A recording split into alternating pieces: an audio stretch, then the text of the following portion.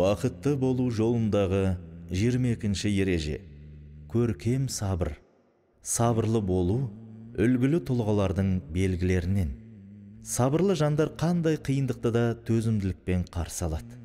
Біз үшін сабыр сақтаудан басқа жол бар ма? Сен сабырдан өзге бірер тәсілді білесің бе?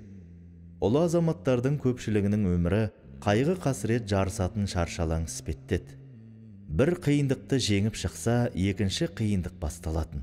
Осылай бір қайғымен екінші қайғы ұштасып жататын.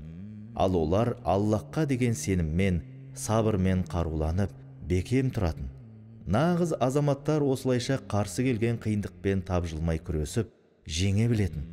Әбу Бәкір, оған Аллах разы болсын, төсек тартып жатқанда достар келіп, сізге дәрігер шақырсақ қайтеді дейді. Ол кісі, дәрігер мені көрді деп жауап берді. Достары не деді дегенде, ол кісі, мен қалағанымды бұлжытпай орындаушымын деп жатыр деп тіл қатты.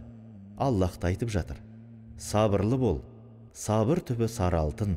Сабырлы болуда Аллах тағаладан жәрдем сұра. Жақсылық болатынына бекем сен. Істеріңнің ақыры жақсы болатындығына үміттен, күнәларыңның кешірілуін тіле, сауап үміт ет. Сабырлы бол. Жағдай ушығып қараңғылығы қоюлана түссе де, үрейленбей сабырлы бола біл. Өйткені жеңіс сабырлықпен келеді. Жеңілдік ауырлықпен болады. Қараңғылықтың қоюланғаны таңның жақындағанын білдіреді. Бұрынғы өткен батырлардың өмірбаяндарын оқып отырып, олардың сабырларының беріктігіне таң қаласың. Қиындықтар олардың бастарына мұздай жаңбыр тамшыларындай себейтінде еді. Ал олар таудай берік тұратын. Көп уақыт өтпей-ақ олардың жүздерінен қуаныш белгілері білінетін.